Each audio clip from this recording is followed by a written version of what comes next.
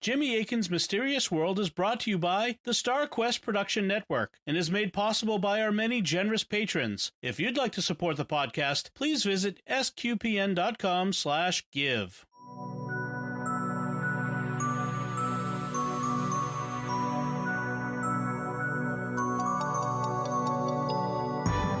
You're listening to episode 84 of Jimmy Akin's Mysterious World, where we look at mysteries from the twin perspectives of faith and reason. In this episode, we're talking about private revelations.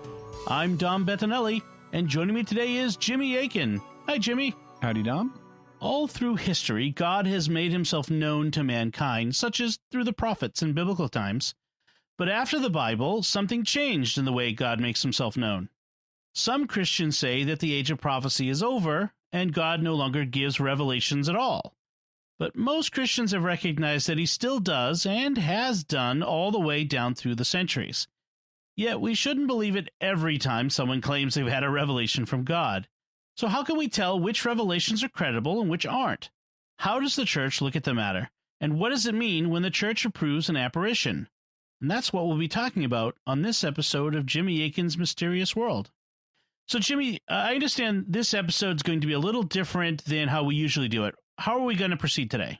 Normally what we do is we take an individual mystery and look at it from the perspectives of faith and reason. This time, though, this is kind of a keystone episode that provides the basis for evaluating multiple mysteries. This time, we're not looking at an individual mystery, but a whole class of them, private revelations. In previous episodes, we've looked at individual proposed revelations like Fatima in episodes 40, 64, and 65, and also La Salette in episode 60.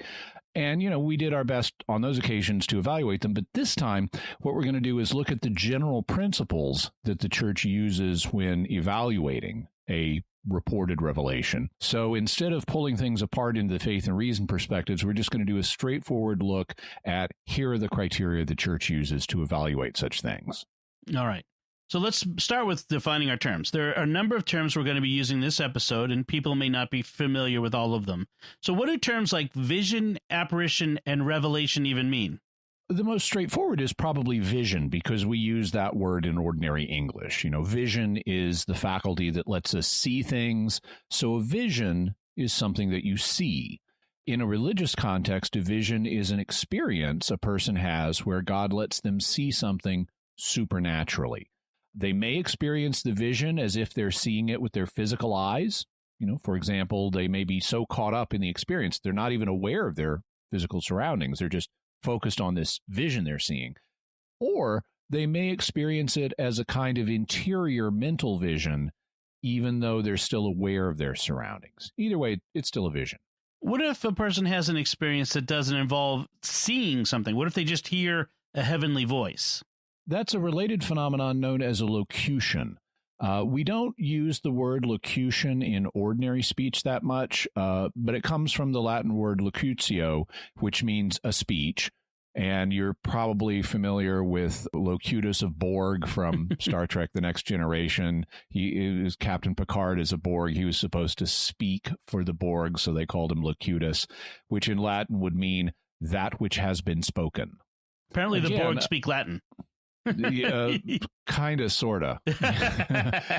Again, because there is a Latin word for speaker, and it's not locutus. Okay. Again, a person might experience the voice as something they hear with their physical ears, so that it does seem to be physically audible to them, or they might just hear it in their mind, knowing it's not physical, in which case it's called an interior locution, because they hear it inside their head. All right, so what's an apparition? You can get a handle on this term because it's based on the verb to appear. You can hear how apparition and appearance sound the same. If God or an angel or a saint appears to you, then they're making an appearance and you're having an apparition. Apparition is a kind of old-fashioned term, but the word appearance would mean the same thing in contemporary English. Does an apparition have to be a visual appearance, like in a vision? Well, that's the way the term is normally used. When we talk about someone making it an appearance, like, say, at a party, we normally think about being able to see them. But we also talk about people making appearances on podcasts or radio shows where you only hear them. So I guess you could use it to refer to an audible experience like a locution. And in fact, some authors do speak of interior locutions, which are purely audible, as visions, even though you don't see anybody. That's not the normal use, but there's some overlap in how people use these terms. Okay. What's a prophecy? In common English, a prophecy is a prediction of something that will happen in the future, but that's not what it means in the Bible. In Greek, the word prophetes means spokesman. So a prophet is anybody who speaks for God, whether he's telling you about the future or not. Sometimes God may want to tell you about the future, in which case you get a predictive prophecy. But other times, God may want to tell you something else, like stop committing adultery, in which case the prophecy has a moral message rather than a predictive one. All right. What's a revelation? Again, you can get a handle on this one because it's based on the verb to reveal. And ultimately, that goes back to Latin roots. To reveal meant to remove the veil from something, to uncover or disclose it, allowing someone else to see it. And so every revelation is thus a disclosure of something someone didn't originally know. And in a way, that's kind of the purpose of every vision, locution, or apparition, to show someone something they either didn't know at all or weren't taking as seriously as they should or something like that, revealing some new thing they need to do or think about. So does that mean that every vision involves a revelation? You might think that, and sometimes the word revelation is used to include all visions, but some authors use the term revelation in a more specialized sense. They will use it to refer to things that you do understand. Sometimes when someone sees a vision, it can include symbols, and the person having the vision may not know what those symbols mean. An example of that is in the first part of Daniel chapter 7. The prophet Daniel sees a vision of 4 beasts, but he doesn't initially know what they mean. Then, in the second half of the chapter, the meaning of the beasts is explained to him by an angel, so he does understand them. The way some authors use the term revelation, it's not until Daniel understands the beasts that their meaning is revealed to him. So he initially had a vision he didn't understand, and it becomes a revelation to him once he understands it. How did revelation change once the Bible was finished? Already within the Bible, we get the sense that something is coming to a head or a close. Throughout the Old Testament, there is a sense that God's revelation of himself to mankind has been building. And in the New Testament, that revelation comes to its high point with God sending his Son, who represents the greatest form of God's revelation. So, for example, in John 14:9, Jesus says, "Whoever has seen me has seen the Father." So in some way, Jesus is given a definitive revelation of the Father. The first couple of verses in the book of Hebrews say, "In many and various ways God spoke of old to our fathers by the prophets, but in these last days he's spoken to us by a Son." So this is a new and greater revelation of God. In verse 3 of the book of Jude, we read about how the faith has been once for all delivered to the saints. Now, that doesn't mean that every single point of doctrine had been revealed at the time Jude wrote, but it does mean that the core or substance of the Christian faith had been definitively revealed, and so there weren't going to be any major yet to be revealed teachings. So revelation in some sense seemed to be coming to a close. So when did the shift occur? The early Christians recognized that the apostles whom Jesus appointed would continue to be bearers of revelation. In fact, in John 16:13, Jesus says that when the Holy Spirit comes, he will guide you, the disciples, into all truth, for he will not speak on his own authority, but whatever he hears, meaning from God or Jesus, he will speak, and he will declare to you the things that are to come. So that's a reference to ongoing revelation that the disciples would have, including material about the future, like what we find in the book of Revelation, which deals with future matters. But because there was this sense that the era of this kind of revelation was closing, early Christians saw the death of the apostles and the closing of the apostolic age as an important shift, so that going forward, you wouldn't have the same kind of binding revelations that we found in the Bible itself. Does that mean that God won't give any revelation beyond this point? No, God might still give people information about how to live the Christian faith or about particular future events, but he wouldn't reveal any new doctrines, any fundamental teachings that had to do with the substance of the faith. And so down through the centuries, Christians have recognized that God did give exactly these kind of more minor revelations. So, but how did the Christians distinguish between these ongoing minor revelations and the more fundamental revelations found in the Bible? The terminology that was eventually established dealt with whether a revelation was directed to the church as a whole across all of its history or towards certain individuals within that history. If a revelation was directed to the church as a whole, like the prophecies found in the Bible, whether they're predictive prophecies or not, it was called public revelation, on the idea that the church is the public, and so everyone in the church needs to accept this revelation. But if a revelation was directed to only certain people after the age of the apostles, let's say, it was called a private revelation. This terminology has often been pointed out is not really entirely satisfactory because the term private revelation can be a little misleading. For example, it can convey the idea that a given revelation is only for an individual person, or even that it needs to be kept secret. But neither of these is true. So-called private revelations can be meant for many people, even the whole church, in a given age, but not for the church across all of its history. Consequently, sometimes people use other terms for private revelation. For example, the Council of Trent used the term special revelation instead of private revelation. So you will find other terms. You mentioned that some Christians don't believe in ongoing revelation. What can you tell us about that?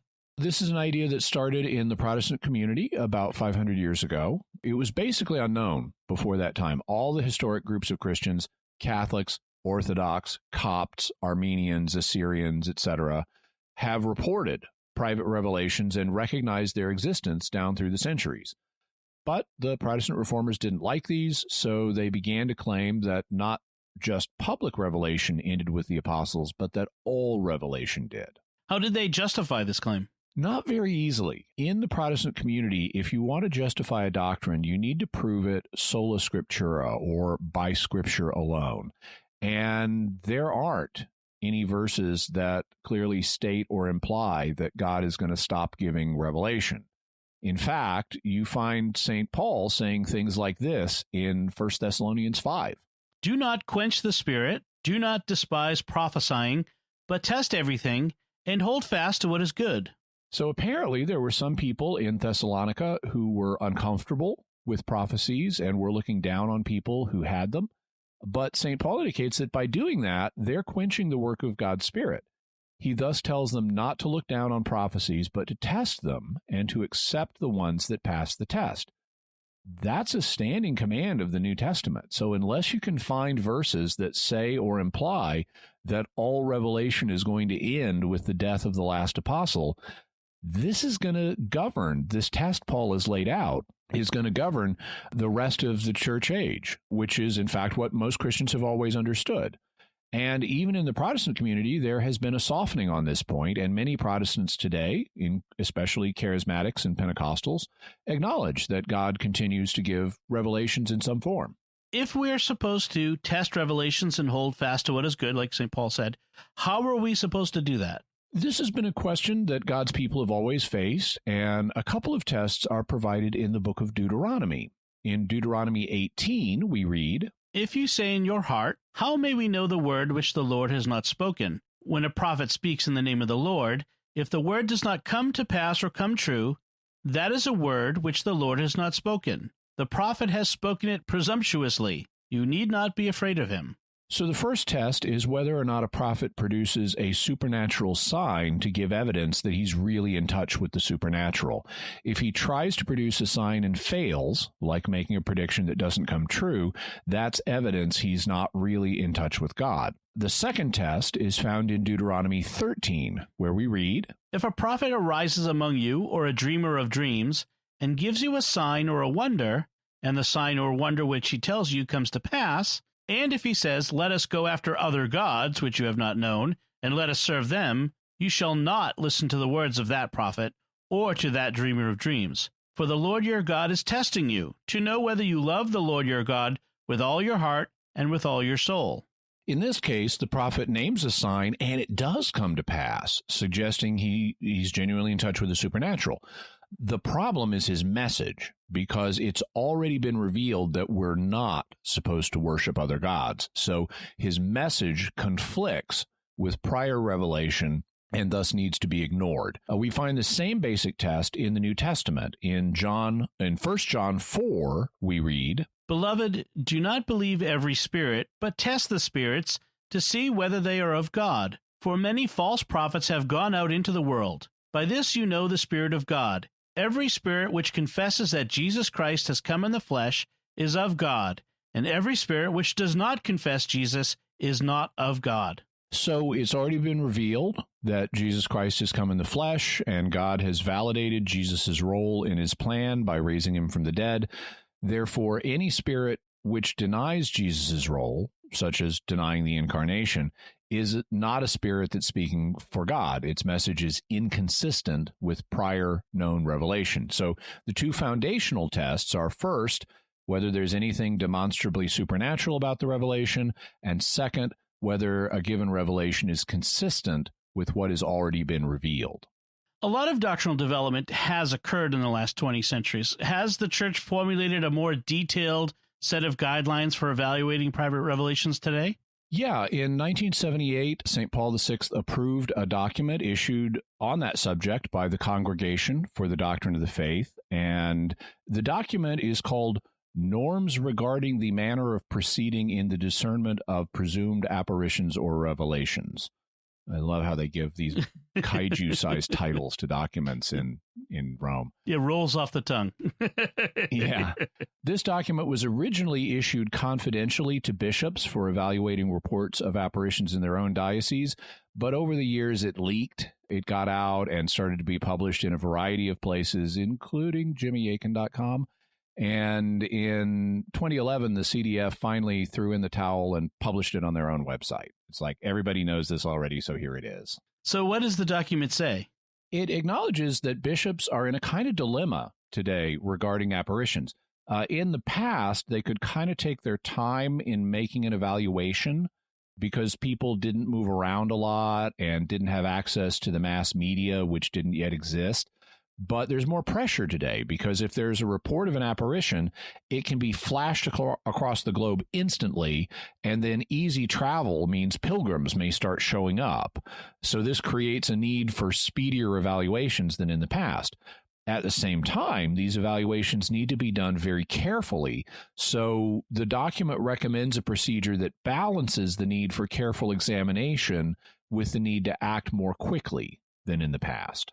And what's the nature of this procedure? In the past, when bishops really could take their time in forming a mature judgment, the document notes that they would commonly end up issuing one of two decisions about an apparition.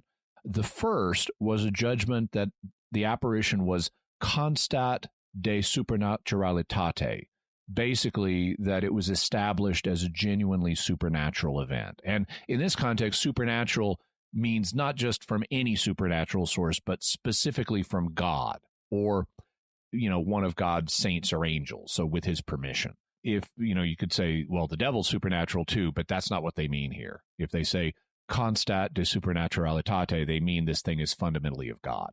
The second was a judgment that the apparition was non-constat de supernaturalitate, meaning that it was not established as genuinely supernatural. And in this case, it might have a purely natural explanation, mental illness, for example. Or it might be from a supernatural source other than God, like demons. Or there might not be enough evidence, one way or another, to settle the question. So you had these two basic judgments. It's either established or not established as being supernatural, meaning of God. Is there a third judgment that could be issued?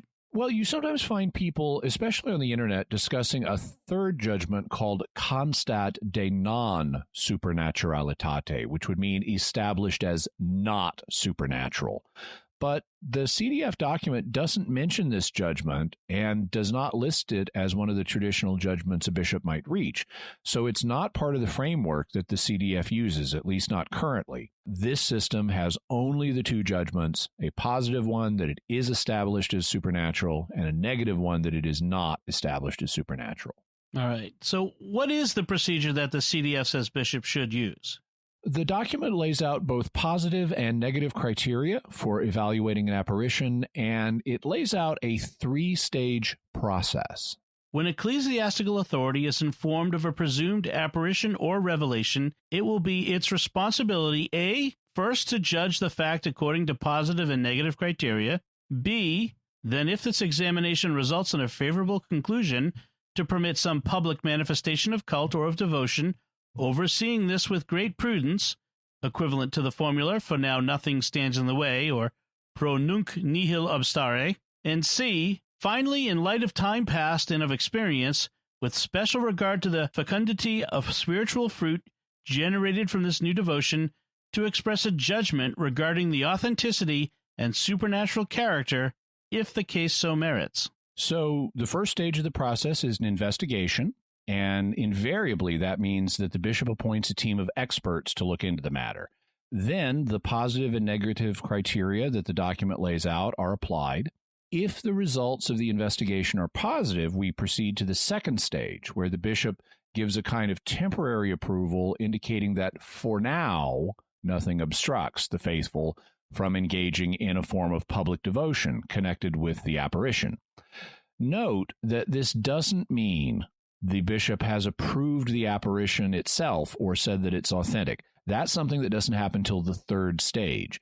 He just lets people publicly engage in a form of devotion connected with the apparition for now, but he's supposed to keep watching the situation with great prudence. In fact, later on, the document says that when the bishop or other church authorities approves such a devotion, they must be careful that the faithful not interpret this practice as approval of the supernatural nature of the fact on the part of the church.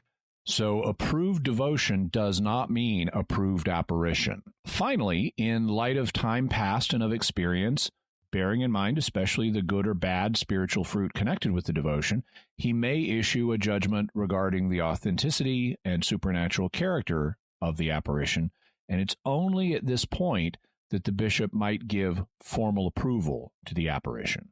What does it mean for the bishop to authorize a public devotion connected with the apparition?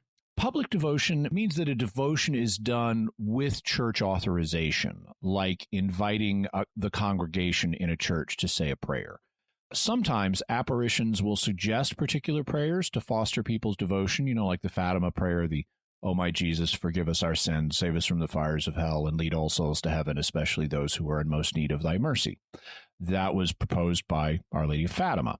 And anyone who wants can say such prayers privately. But if you want to say it in a church, or if you want to have as part of, here's what the congregation is doing, let's all say this prayer together. Or if you want to have even if you're not in a church, if you want to have a priest or deacon, a church official, leading the faithful in saying such prayers, that's what makes it public devotion. And the bishop needs to give approval for that. It's when it's in an official context that it's public devotion as opposed to just private devotion. What does it mean if he ends up approving not just the devotion, but the apparition as a whole? Does that mean the faithful are required to believe it? No, because private revelation is not binding on the church as a whole the way public revelation is. Theologians will discuss to what degree is it binding on the people who receive it, the visionaries themselves or so forth. But when it comes to the public as a whole, it is not binding. In his 2010 document, Verbum Domini, Pope Benedict XVI explains what ecclesiastical approval of an apparition means. Ecclesiastical approval of a private revelation essentially means that its message contains nothing contrary to faith and morals. It is licit to make it public, and the faithful are authorized to give to it their prudent adhesion. A private revelation can introduce new emphases, give rise to new forms of piety, or deepen older ones. It can have a certain prophetic character, and can be a valuable aid for better understanding and living the gospel at a certain time. Consequently, it should not be treated lightly. It is a help which is proffered, but its use is not obligatory. So, ecclesiastical approval of an apparition or revelation means three things. First, the revelation doesn't contradict church teaching. Second, it's lawful to make it public. And third, the faithful are authorized to adhere to it if it seems prudent to them to do so, but, quote, its use is not obligatory, close quote. That's what it means if the church ends up approving a revelation. But what if the bishop does his initial investigation and finds problems? It depends on the severity of the problems. If the problems are serious enough, like the reported apparition says something flatly heretical, then the whole thing may stop at the initial investigation stage. The bishop may immediately issue a warning to the faithful that they are to have nothing to do with it and the apparition is not genuine. Do not pass go. Do not collect $200. If the problems are of a lesser nature, like, so let's say the apparition is claiming some things that are doctrinally ambiguous, then the bishop may ask the visionary for clarifications to see if what's being said is actually in conflict with the faith or not. If the initial difficulties can be cleared up, then the bishop may proceed to the second stage, where he gives the temporary permission to have a public devotion connected with the apparition. But if new problems emerge, like the visionary or other people going off the rails and producing bad spiritual fruits, he may yank this permission. So I want to pause for a moment and take a moment here for a very important part of what we do, which is to thank our patrons who make this show possible. It's wonderful to have their support so we could talk about the private revelations and all of these very important topics. This week we're thanking Clint V, Allison H, Jeff G, Jeremiah N, and Aaronus R. Their generous donations at sqpn.com/give make it possible for us to continue Jimmy Akin's Mysterious World and all the shows at StarQuest. You can join them by visiting sqpn.com/give. So, Jimmy, let's talk about the criteria that the document gives for evaluating apparitions. What does it say? As we mentioned, it divides them into positive criteria and negative criteria. That is, ones that support the authenticity of the apparition and ones that don't. It lists two basic positive criteria. The first is, quote, moral certitude or at least great probability of the existence of the fact acquired by means of serious investigation, close quote. And that means after the bishop and his experts have done a serious investigation, he is either morally certain or at least thinks that it's very probable that the apparition is genuinely supernatural. This is where evidence of the supernatural would come in, like whether the apparition has made predictions that were either true or false, or whether there's some other miraculous event associated with the apparition, maybe a healing or something that medical science cannot explain. The second basic criterion is described as, quote, particular circumstances relative to the existence and to the nature of the fact, close quote, which is pretty ambiguous. So the document spells out what that means, saying, 1. Personal qualities of the subject or of the subjects, in particular psychological equilibrium, honesty and rectitude of moral life, sincerity and habitual docility towards ecclesiastical authority, the capacity to return to a normal regimen of a life of faith, etc. 2. As regards revelation, true theological and spiritual doctrine and immune from error. 3. Healthy devotion and abundant and constant spiritual fruit. For example, spirit of prayer, conversion, testimonies of charity, etc. So let's look at each of these in a little more detail. Okay, what about the personal qualities of the subject or subjects? You'll note that the document envisions the possibility that there may be more than one subject involved in the apparition, and that's because sometimes apparitions are reported by groups of people, like the 2 children at La Salette or the 3 children who reported seeing Our Lady of Fatima. The bishop is supposed to take into account their personal qualities and whether they lend credibility to the apparition. If the subjects are psychologically well-balanced, that adds credibility. It also adds credibility if they're honest and sincere people who are leading moral lives. That doesn't mean that they had to be living moral lives before the apparition. God can and does speak to people who are living immoral lives and encourage them to repent. But if they don't repent, it doesn't add credibility to the apparition. It does add credibility if they're habitually docile towards ecclesiastical authority, meaning that they are respectful towards the Pope and the bishops, and they don't resist or disobey the bishop's instructions. And finally, it adds credibility to the apparition if they're able to return to a normal mode of living the Christian life once the apparition is over. So the second positive criterion was, quote, true theological and spiritual doctrine and immune from error, end quote. What does that mean? At a minimum, it means that the apparition didn't say anything that contradicts church teaching. That doesn't mean that the apparition had to say anything at all. Some apparitions don't. For example, the 1879 apparition at Knock, Ireland, didn't say anything. People saw St. Mary, St. Joseph, and St. John the Evangelist, but none of them spoke. Yet 2 of the local bishops had the event investigated and found it credible. What this criterion does mean is that if the apparition says something, it has to be doctrinally sound. Interestingly, it doesn't mean that the bishop needs to agree with everything that the apparition says. One of the most influential books on the subject of apparitions was published in the 1730s by Pope Benedict XIV. And it was actually published when he was still a cardinal, before he was elected pope. Its title, translated from Latin, and it's another one of these kaiju-sized titles, was On the Beatification of the Servants of God and on the Canonization of Blesseds. But since we like snappier titles in English, the English version has been published as a 3-volume set called Heroic Virtue. And the 3rd volume, which we'll have a link to, deals with evaluating private revelations. One of the things that Benedict says is that it's quite possible for an apparition to discuss and endorse ideas that aren't matters of doctrine, but of theological opinion. For example, theologians of different schools of thought have debated whether Christ would become incarnate if mankind had not fallen into sin. Some say that he would have still become incarnate, even though mankind hadn't fallen. Others say no, the reason he became incarnate was because we fell, and so he needed to redeem us. The church doesn't have a teaching one way or the other, so this is a matter of free opinion. A visionary might think, correctly or incorrectly, that the apparition had told them the answer to this question.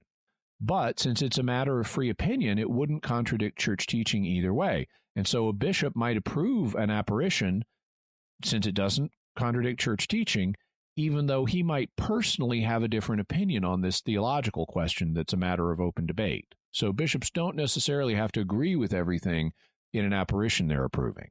The third criterion the document mentioned was, quote, healthy devotion and abundant and constant spiritual fruit, end quote. What can we say about that? The document gives as examples people displaying a spirit of prayer, conversion, meaning either conversion from sin or conversion to the faith, and testimonies of charity. It doesn't say whether this is on the part of just the visionary or whether it also includes other people, but the latter seems to be the case. One of the reasons that God gives private revelations is to help people produce spiritual fruit. So if you see that happening, it lends credibility to the apparition. But it's important to note that what constitutes healthy devotion and spiritual fruit is a subjective matter. Devotees of an apparition will naturally claim that they display these things. I mean, they're not going to be saying, oh, yeah, I became involved in this apparition, and now I have an unhealthy devotion and poor spiritual fruit. You know, they're not going to say that. They're going to say, yes, we have these things. But it's the bishop who's tasked with judging whether this is really the case. Also, sometimes devotees of a particular apparition will point to its spiritual fruit as if that just of itself proved the apparition is true. But that isn't the case either.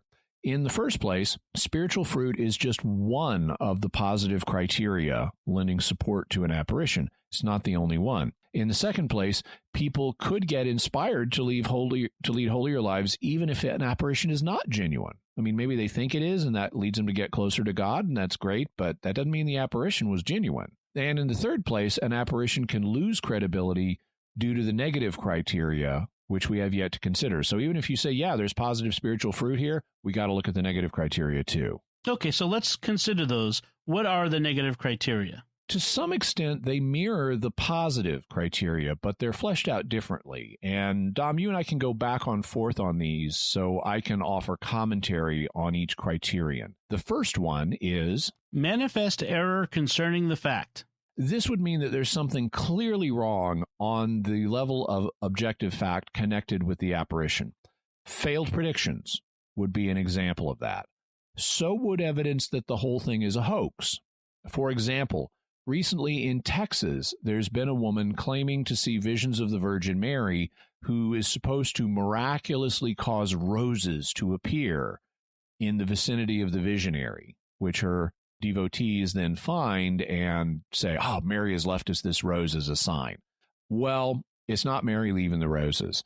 Security camera footage has emerged of the visionary surreptitiously dropping roses for her devotees to find. So it's not Mary that's materializing roses. The lady is planting them. The local bishop swiftly declared the whole apparition a hoax and warned the faithful away from it. Later, the visionary said that demons tricked her into leaving roses to discredit her visions, and that's exactly what they did. Her actions did discredit her visions. We then come to the second of the negative criteria, which is doctrinal errors attributed to God himself or to the Blessed Virgin Mary or to some saint in their manifestations, taking into account, however, the possibility that the subject might have added, even unconsciously, purely human elements or some error of the natural order to an authentic supernatural revelation. So if an apparition says things that are contrary to church teaching, which is what doctrine is, that's different than theological opinion. If it's official church teaching, that makes it doctrine. If it's a matter of free debate, it's a matter of theological opinion. So doctrine and theology are not the same thing. If an apparition says something that's contrary to doctrine, it's a sign the apparition is false. And this is basically the same test that we saw in Deuteronomy and in 1 John, where if a revelation was to be disregarded, if it's contradicted by what we already know, by what's already established doctrine. But notice that the apparition doesn't have to be completely free from error. The document acknowledges that the seer might have added, even unconsciously, purely human elements or some error of the natural order to what's otherwise an authentic revelation. The document then provides a reference to section 336 of St. Ignatius of Loyola's spiritual exercises to document this fact, but I think an even clearer statement is found in Benedict XIV's book on beatification and canonization. He writes, "It may happen that a saint may think, from preconceived opinions and from fixed ideas in the imagination, that certain things are revealed to him by God, which yet God does not reveal. Raptures may be above nature, and in their substance divine, but in their circumstances conformed to the ideas naturally received, which God leaves in the state that they are in, since it was of no moment to the end he had in view." He gives examples of revelations of holy women in which Christ appeared nailed with 3 nails to the cross, sometimes with 4, and also those in which St. Jerome stands with a lion, or St. James appears in the dress of a pilgrim. Benedict goes on to suggest that God's real purpose in showing people visions of Jesus being crucified is to help them love Christ and meditate on what he did for us, not to teach us the precise number of nails that were used. That's a detail supplied by the imagination of the seers. So some seers see him nailed with 3 nails, other seers see him nailed with 4 nails. That's really not what's important to the end that God has in mind, which is helping people love Jesus more and think about what he did. So don't count the number of nails and expect that to be divinely revealed. Similarly, St. Jerome is often depicted with a lion in art, and St. James is often dressed like a pilgrim in art. Benedict says Jerome didn't really own a lion, and James is depicted as a pilgrim because people often make pilgrimages in his honor in France. But these images are how people are used to visualizing these saints because they've seen them that way in art. And so that's how they sometimes appear in visions. But you shouldn't read those details as if God was revealing that Jerome really had a lion or that James really dressed like this way. This is just how they're conventionally depicted, and it's because of the seer's consciousness that they have those elements. Similarly, in the 20th century, the famous theologian Reginald Garrigou-Lagrange, in his book The Three Ages of the Interior Life, wrote, "Even in revelations approved as probable by the Church, some error may slip in, for the saints themselves may attribute to the Holy Ghost what proceeds from themselves, or may falsely interpret the meaning of a divine revelation, or interpret it in too materialistic a manner, as, for example, the disciples interpreted Christ's remark about St. John in John 21:23 to mean that the latter would not die. The explanation of this possibility of error lies in the fact that there are many degrees in prophetic light, from the simple supernatural instinct to perfect revelation. When there is only prophetic instinct, the meaning of things revealed, and even the divine origin of the revelation, may remain unknown. Thus it was that Caiaphas prophesied, without being aware of it, in John 11:50, when he said that it was expedient that one man should die for the people." So I wanted to stress this point that apparitions don't always have to be 100% accurate in every detail. They can incorporate material from the consciousness of the seer, because you often encounter people who treat whatever a visionary says as if it's automatically true, an attitude that mistakenly puts private revelation on the same level as public revelation.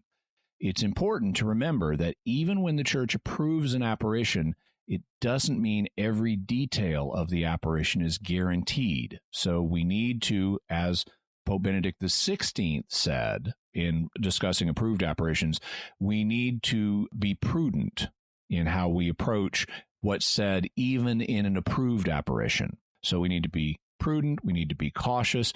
And it also means that if you find a small error in an apparition, you shouldn't on that basis write off the whole thing. As long as it doesn't contain doctrinal errors, it might still be a valid apparition, but the seer's consciousness may have added or misunderstood something. This brings us to the third negative criterion: evidence of a search for profit or gain strictly connected to the fact. So if the seers are trying to get some kind of personal advantage out of the apparition, that reduces its credibility. This advantage could be money, or it could be some other form of gain, like personal fame or adulation. The document also says that it needs to be strictly connected to the apparition. And that's kind of ambiguous, but it suggests that the gain needs to be somehow, kind of closely connected to the apparition. For example, if the apparition directs people to give the seer money, that would clearly be in this category. In fact, the first century Christian document known as the Didache warns that any prophet who claims to be speaking in the Spirit and says, "Give me money," is to be ignored. Similarly, if a seer signs a book contract with a major publishing house and goes on a world promotional tour to promote the apparition and sell this book, that would seem to fall into this area too. They're trying to make money off this thing. But I'm not sure if the same thing would apply, after the apparitions are all over, and if a publisher comes to a seer and says, "Would you write a book of memoirs telling us what happened, and we'll give you a 10% royalty," and it's a minor publisher and there's no world press tour to promote the book. Yeah, that might not be strictly connected enough with the apparition to diminish its credibility. I mean, that might be a more reasonable thing to do, not a clearly profit-seeking thing. And, that would be a call for the bishop to make. We then come to the fourth negative criterion: gravely immoral acts committed by the subject or his or her followers when the fact occurred or in connection with it. Once again, this doesn't apply to things that happened before the apparition, because God can reveal himself to sinners and encourage them to repent. But if the gravely immoral acts happen at the time of the apparition or afterwards, it's different. In trying to think of an example of this, the first thing that occurred to me is a story that's told in Boccaccio's work, the Decameron. This is a classic 14th century work of Italian literature where a group of people go out to a country house to avoid the Black Death. And while they're there, they tell 100 fictional stories over 10 days. That's the Decameron, the 10 days, to keep themselves entertained. One of the stories that's told on the fourth day is about a priest named Friar Alberto, who claims to have an apparition of the angel Gabriel. He tells a foolish noblewoman that the angel Gabriel has fallen in love with her. He also tells her that Gabriel wants to use the priest's body so he can experience human love. Meanwhile, Friar Alberto's soul will be up in paradise, so he won't even know what's going on. It's going to be Gabriel in the priest's body. Lady Dimwit, as she's referred to in the story, is very flattered by the angel's attentions and agrees to this. So Friar Alberto proceeds to sleep with her. Eventually, Friar Alberto is exposed as a fraud and gets his comeuppance. But for our purposes, this would be an example of a gravely immoral act being committed by a visionary and directly in connection with the supposed apparition. I mean, Gabriel supposedly has told Friar Alberto to do this, and it's gravely immoral. However, you will note that the way this criterion is phrased, the gravely immoral acts don't have to be in connection with the apparition. They could just be there. If a visionary just randomly goes out and robs a bank, even though he doesn't say the Virgin Mary told me to rob the bank, that also would count as, well, you're doing something gravely immoral, and that doesn't really increase confidence that you've had a genuine vision of the Virgin Mary. Also note that it doesn't have to be the seer. It can also be the seer's followers who are committing gravely immoral acts. For example, if the seer has a person officially promoting the apparition, like maybe organizing pilgrimages or something, and that person is cheating people out of their money, well, that would also not speak well of the apparition being true. It would tend to harm it. Or if just in general, if an apparition's followers are doing bad things, that's a mark against it because it's not having the intended effect of leading people closer to God.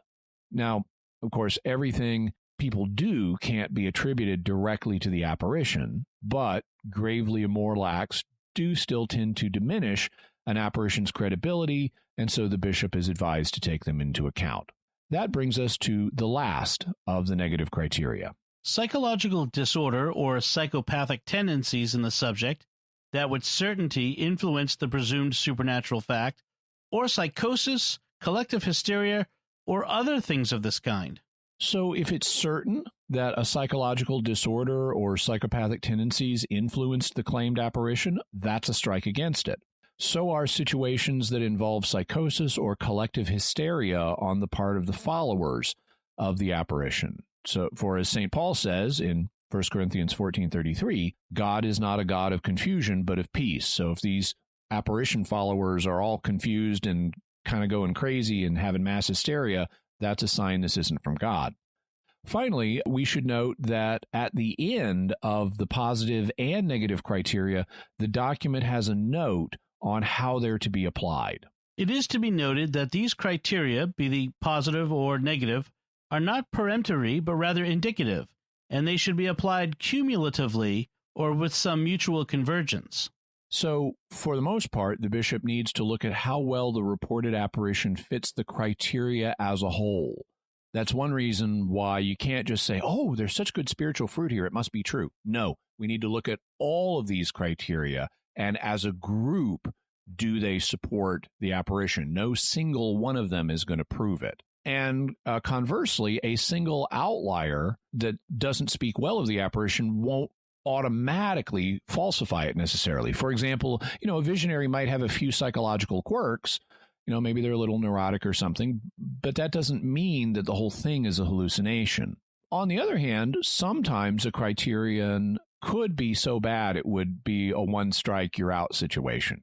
For example, if the apparition said, let us go worship other gods, or Jesus Christ is not come in the flesh, well, that's one strike and you're out. Or if the visionary is caught hoaxing, like dropping roses for her followers to find while claiming that Mary is miraculously materializing them, that's a one strike and you're out. But for the most part, as long as you don't have something that egregious, in order to validate an apparition, you need a convergence of these different criteria supporting it. Does this document cover other matters as well? It does, but they're procedural in nature, and so we won't go over them in detail. One of the things it discusses is when to intervene, when the bishop should intervene regarding an apparition. On the one hand, it acknowledges that some apparitions need to be dealt with swiftly, particularly if they're teaching error. But on the other hand, it cautions against moving too quickly, saying, in doubtful cases that clearly do not put the good of the church at risk, the competent ecclesiastical authority is to refrain from any judgment and from any direct action, because it can also happen that after a certain period of time, the presumed supernatural fact falls into oblivion. It must not, however, cease from being vigilant by intervening if necessary with promptness and prudence. So if the apparition isn't a big one and the good of the church isn't at stake, you can sometimes take a wait-and-see attitude. People may forget all about this, and you may not need to intervene. The document also covers which church authorities can intervene. The initial responsibility falls on the diocesan bishop, but especially if the apparition starts attracting attention across a whole country, the National Conference of Bishops may get involved. And finally, the Congregation for the Doctrine of the Faith in Rome may intervene, especially if the apparition has had a global impact. An example of these stages is seen in the reported apparitions at Medjugorje in Bosnia-Herzegovina. Initially, these were ruled on by the local bishop. Then the National Bishops' Conference weighed in, and currently the Vatican is studying the matter. And people have asked if we'll cover Medjugorje in a future episode. The answer is yes, but I'm waiting for the results of the Vatican investigation. They are apparently due out any time now, and so I don't want to do an episode to have it immediately become obsolete. All right. Waiting on those results. So, Jimmy, what's our bottom line for this mystery of private revelations? My bottom line is private revelations are a real thing, and God really gives them. They have to be carefully investigated, and even when they're approved, it doesn't mean you have to believe them. Neither does it mean that everything reported by a private revelation is correct. That's more a character of public revelation. Ultimately, we need to follow St. Paul's instruction not to quench the spirit, not to despise prophesying, but to test everything and hold fast to what is good. Jimmy, what further resources can we offer to the listeners on the topic of private revelation? We'll have a link to Benedict XIV's book, Heroic Virtue, Volume 3, so you can get that on Amazon.com. There also are links to volumes 1 and 2 of that, but you want to be a little careful because sometimes this is divided into 2 volumes, sometimes it's divided into 3. So if you want to get all 3, make sure you're getting the right ones. We'll also have a link to Reginald Garrigou-Lagrange's book, The 3 Ages of the Interior Life, where he discusses private revelations. We'll have a link to the Congregation for the Doctrine of the Faith's norms on evaluating apparitions. We'll have a link to Benedict XVI's document, Verbum Domini, where he talks about what it means when an apparition is approved. We'll also have a link to the Vatican II document, De Verbum, and the Vatican document, The Message of Fatima. Excellent. All right, so let's move on to our mysterious feedback. This time we're discussing feedback from our episode on the fatal UFOs in Colares, Brazil. That was the episode topic chosen by our patron, Dr. Hiram G. And Brooke Kennel on YouTube wrote, thank you, Hiram G., for choosing such a great topic. I've been looking forward to this one since Jimmy first mentioned the Brazil case in the Skinwalker Ranch episode. I've never really thought about the possibility of interdimensional visitors before, but it's really fascinating. It reminds me of The Wood Between the Worlds and The Magician's Nephew. Yeah, The Wood Between the Worlds is awesome. When I was a kid and I read the Narnia books, there was a little wood with puddles out behind my house, and I would go out and pretend it was the wood between the worlds. And I even had yellow and green rings made out of dried Play-Doh that I would play with. Did you get really wet jumping in the puddles? My feet may have. And Robert on Facebook writes, I was curious about the mention of an island around Colares. I checked Google Maps and discovered that Colares itself was on an island separated from the mainland by the Furo de Loura. In fact, I could find no bridges across the Furo, though I did find a ferry mid-Furo. Yeah, thank you, Robert. When I checked Google Maps, I didn't see that. I think it may have been too zoomed in for me to see the. It looks like a river. It's certainly some kind of a waterway. I checked Google Translate, and furo in Portuguese means like hole or gouge or puncture and or gap. Yeah, something like that. And so it looks like kind of a river or other waterway that surrounds this island, connecting it to the Atlantic ocean. But I think initially it was too zoomed in and I couldn't find that. Yeah, it makes me think of the Delaware water gap, a English language description of those kinds of waterways. Kyle Potter on YouTube writes, couldn't the Colares UFOs be a secret Nazi scientist group testing some technology in Brazil? Well, it could be, and we will have future episodes on claims about secret Nazi things of this nature. But for the most part, the Nazis who escaped to South America after World War II didn't have a lot of resources of a technological nature. They couldn't really bring their industrial manufacturing base with them. So I can't rule it out, but it doesn't strike me as the most likely explanation. I'm going to guess they were busy running away from Israeli Nazi hunters, which was a good movie, actually. Temp 911 Luke on YouTube writes, just because USA had good relations with Brazil doesn't mean anything. We already know about so many Black American projects and tests being performed on its own citizens. My question to you, do you think they would have any moral restraint to do it to foreign citizens if they're doing similar things to their own citizens? No, I think there are elements in the U.S. government that did experiment even on Americans and didn't have a moral problem with that. And so those elements would not have a problem experimenting on foreigners either.